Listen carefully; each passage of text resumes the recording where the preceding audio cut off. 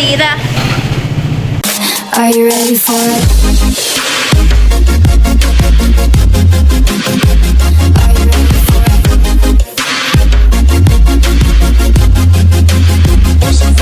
see the things we do.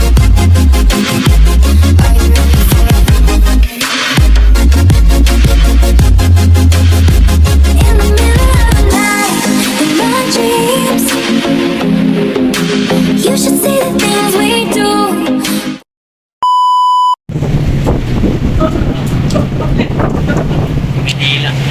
Wala na, TikTok yun.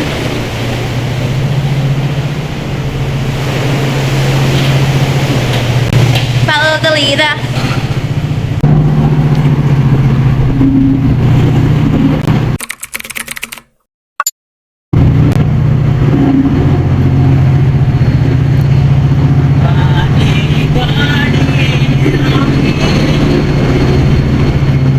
Paint locker.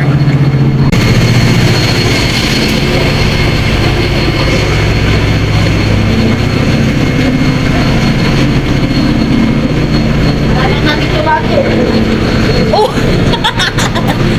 Hindi na nga yan matangkad, ah. Oh my gosh. Hi, sir.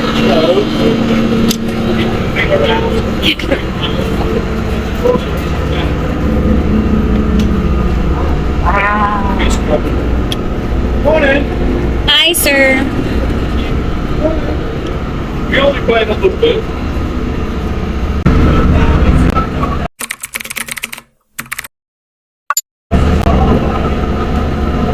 Ian will run everybody through this. We have some photos. You shift up a little bit, and then you can see the screen a little bit easier. We have a okay. So this is where we hang out. This is the engine. So we can check and monitor all sorts of things around the ship. Mechanical things, engines, air conditioning, refrigerators. I won't be too technical because we don't know. We don't know either. But we'll just run through like a little presentation. It's what we do for the scientists. So it gives them a little bit of insight. Some of you guys, any of you been in the engine room before? You have? So Leslie can lead everyone around. Yeah. So we'll have a little look at the presentation, try and explain a little bit, then we'll go into the engine room, have a look at the engines. Engine 7's open. Okay, so one of the engines is open, so we can have a little look inside. It's difficult to explain anything down below because it's noisy. It's not hot at the moment, but it does get quite hot down there. Yeah, then you can ask some questions if you want. Then we'll go and have a look at the propeller shafts, which are turning at the moment. Here you'll see them turning. So you have to look at the gearboxes and the propeller shafts. If we're in the engine room and the alarm goes off, I'm waving, come out as quickly as possible, right? Be careful. There's things on the deck you could trip over. The height is not going to be too much of a problem for you guys because you're not so tall, but there are some places you can Thank hit. you. There are some places you can hit your head, some pipes, etc. But I'll try and point them out as we're going around, right? You're probably alright. I'm alright, so you guys will be alright. So, here's the team. You have to forgive us because this is you know everybody, but we're doing this with the scientists, right? And of course the main man and the bimbo. Albert, Trey, me, and Jack. So let's just what I said about me. When you're down in the engine room with me, I'll be with you. I'll keep an eye on you. If you do hear an alarm, don't worry. waving and saying we're going out, we're going out. It might be an alarm from the system that you don't have to worry about. So just look at me, follow me. If I'm running, run. Okay. I'm joking. We don't run in the engine room. It's too dangerous. And stay together as a group. So this is the models out here in the CO2 room. That's how we protect the engine room from fire. We do have a very bad fire that we can't control with an extinguisher or some fire hoses. We can shut the space. We put CO2 into it and smother the space to kill the fire. The worst thing you want at sea, is, you all know, is a fire. It's really bad. This is a bigger version of what you guys have over the range hood in the deep fryer. Just pretty much. A lot of CO2. Yeah, well, you guys use a powder though. But of course, if this happens, we have to stop the engines, seal the doors, hatches, make sure everybody is out. We don't want anybody in that space. That would not be good. And there we are, look. Some of you guys were there, some not. That's a good ship, JOIDES Resolution in Subic in the dry dock. This is where we are now. We can bring up different screens that show different information, pressures, temperatures, fluid levels, etc. This is pretty automatic. The engines, we can start them, stop them automatically, or manually. We can hit buttons and the engine will start and stop. But it is automatic. It does work automatically, which is good for us. So over there and behind you there, they're like big circuit breakers, big power breakers. Yeah. Plugging in, permanently plugged in. This is 480 volts. That panel over there is 4,000 volts. So that's the. What's that? We've got big pieces of equipment. We need a lot of power. They're all connected out. The 4160 is mainly for drilling equipment and propulsion thrusters. 480 side is for the house load in smaller pumps.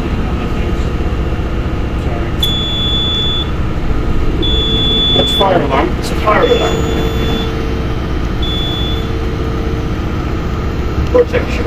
Wakes Frankie up.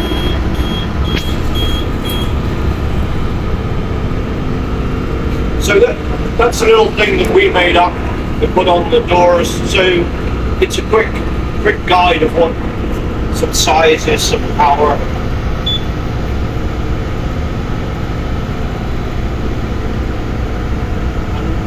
So these are the engines and the generators. So if you want, I don't know how much you understand, but the engines are driving generators and they're generating electricity. From that electricity, it's distributed to these panels and then all around the ship. The different consumers, whether it be light or your stovetop or refrigerator or whatever. It all comes from these engines. We don't have an extension cord. Yeah. Where we started from. So this is one of the engines. We'll have a look at that when we go down there. And you can see inside it, and you can see the cylinder heads, the valves, etc. Emergency generator. So if everything goes wrong with the engines, we have a small generator that it will start automatically and generate enough power for essential services. Really important things like navigation, radar, and steering gear. Some backup for this.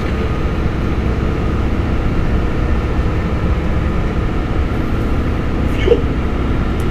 So this is how much fuel we use. At the moment,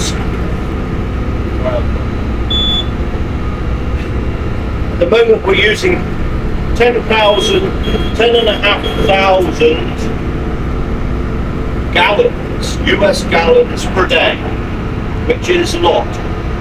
You guys, gallons, liters. Philippines is liters, right? Well, that's Multiplied by 3.7. 33.9, so 34,000 liters per day. Times whatever the cost is. Yeah, times whatever it costs. I don't know what's the price of diesel price in of the £2 a litre of that called this now. Yeah, a lot of money. That's probably the most expensive part of the expeditions is the fuel. That goes down when we're in GP mode on location, and then in port it goes down a lot more. So you're down to less than a third of what we're using at the moment. It gives you some idea. It's a lot. We can store a lot. We can store almost 1 million US gallons of fuel. Obviously, we're out for at least 60 days. We need to have plenty of fuel. Big floating gas can. Yeah. Wow. All the tanks full, we're worth a lot of money. Potable water.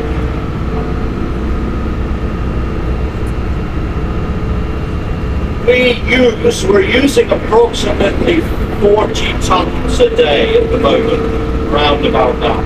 We can make, if we have to, up to 150 tons per day.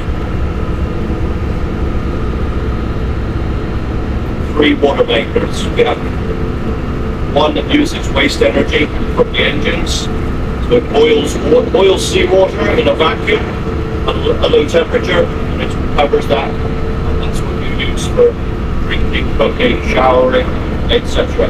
So the water is filtered, it's treated with bromine, it's treated with ultraviolet light, so the water is very, very safe. We use bromine, and then it's run through carbon filters, which removes any residual taste or smell. So that's why the water coming out of the water fountains is excellent. It has very little taste, has no odor, smell. It's good.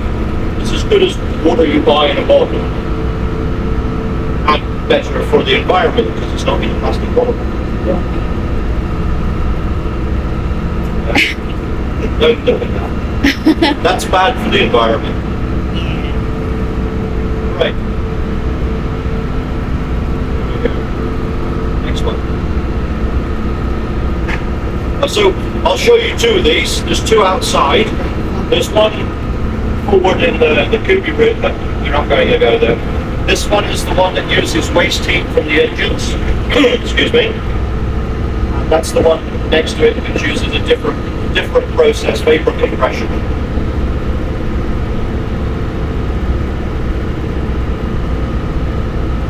There's different spaces around the ship that you won't see. They contain various pumps, heaters, lots of pipe work.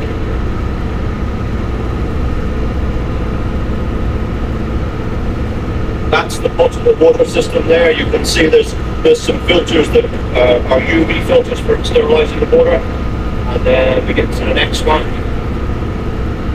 And that's the CCTV of there. Hot water. So we can, hot water heaters up here. We have a CCTV system as well, so we can watch a lot of the spaces that are not mapped. So that's where it all goes, right? You drink it, you eat it, and it ends up down there. That's the toilet system. That's what treats the waste that goes down the toilet. It's very important that nothing else other than waste and toilet paper goes into there. I got to be very tactful about it, but any chemicals that go down the toilet, except that really nice toilet, what's that stuff called? Biolife. Biolife. That's very nice. Anything else can cause a big problem for the MSD sanitation device. It's a biological unit. So it's got live bacteria in there that break down the waste. If you add chemicals to it, it kills the bacteria, and it causes a lot of problems for us. It doesn't work, basically. So it's aerobic bacteria which like oxygen.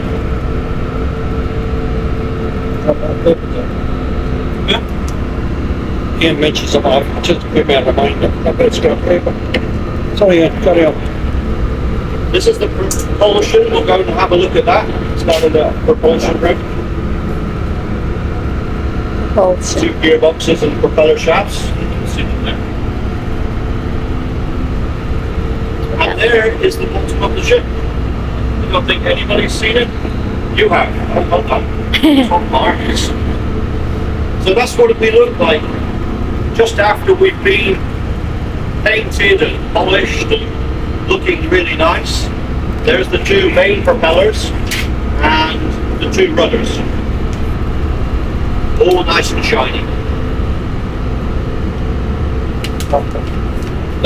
We had a problem with propellers. The propellers were cracked, broken. Those were replaced in 2018 in Hong Kong. Oh, yeah. You can see some quite expensive cracks, yeah. And those are the 2 pieces of equipment that make the rudders work. They're hydraulic.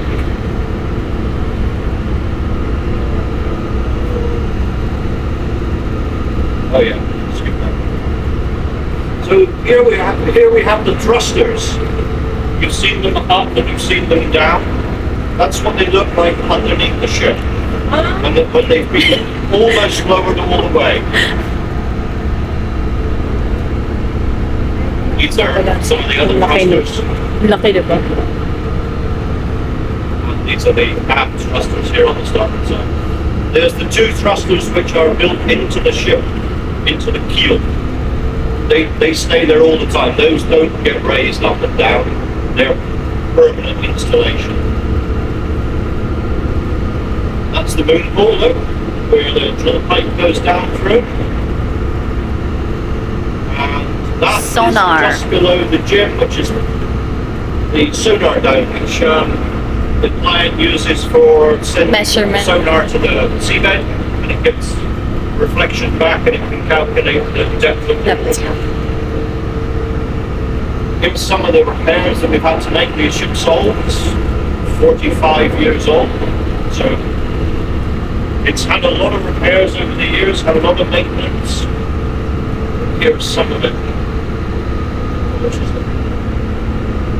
We are back in the Philippines in Subic.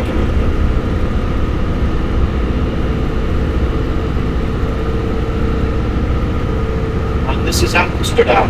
This was 2 years ago. It was a sort of an unplanned dry dock. At the time of COVID. Yeah. It's because of COVID, basically we ended up here. Alright, so this is most of the spaces on the ship are air conditioned. So this is the units. There's 3 units that cool down the spaces. It circulates chilled water, which is antifreeze water at about 6 degrees. Sends it all around on the ship. From there, cools the spaces, galley, your cabins. There's an air handler. You see those black pipes? There's cold water going in there, goes through a heat exchanger, and the air blows over it, and then blows into the spaces. And those 2 units are for your refrigerators and your freezers and the core reaper. New air compressors, which we installed last year, which you can see down there. What you got the big hole in the ship for? Yeah.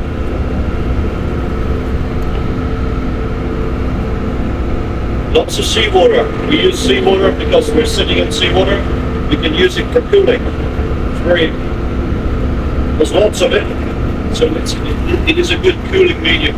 even though it's quite aggressive and corrosive. Swings on fire. There's the compactors for all the trash that's created. You're supposed to bag them up and burn them in the incinerators. There's a waste oil and then there's a solid waste for them. And then we can see that there on the CCTV. We're not allowed to pump oil over the site. I've been allowed to do that for many, many years, thankfully. So if we have any water or oil that's accumulated, we can put it through this machine and it will remove the clean water and allow us to pump clean water over the site. And it complies with all the legal limits.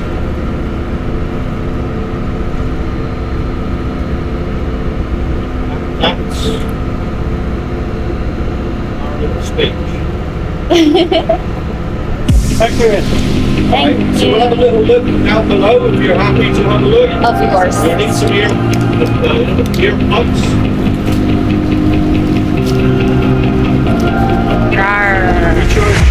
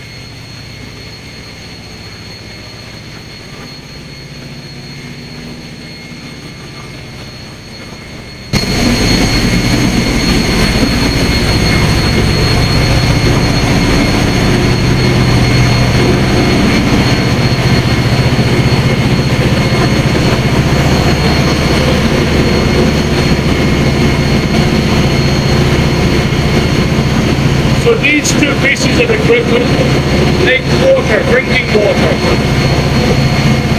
This one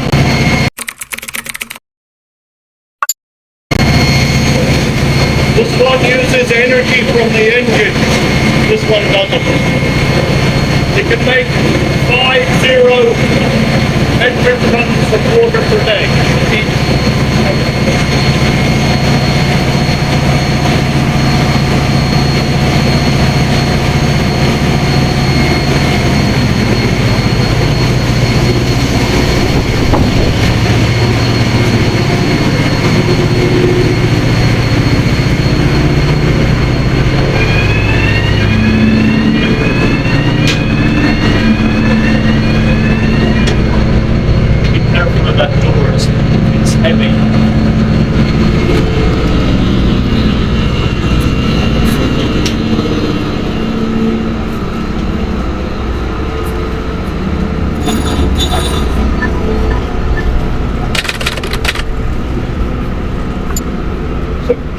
Very quick tour because it's very difficult to explain things because of the noise, right? Yes.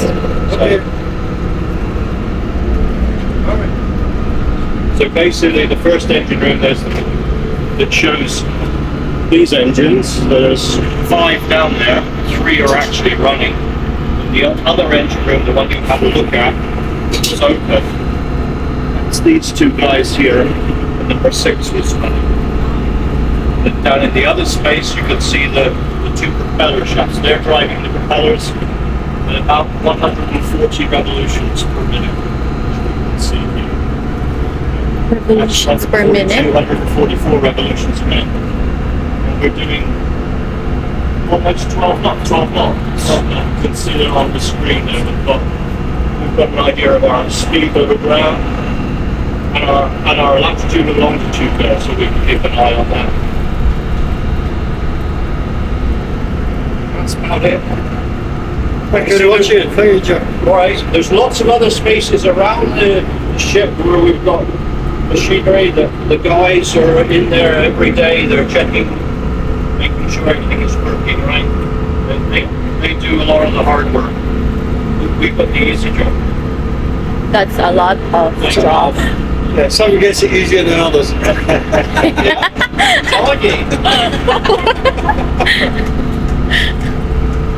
Thank you. Thank you, sir. Questions, you're more than welcome to ask. Yeah. I'll ask the boss later. No, thank you. All right. Thank you, Appreciate sir. it. All right.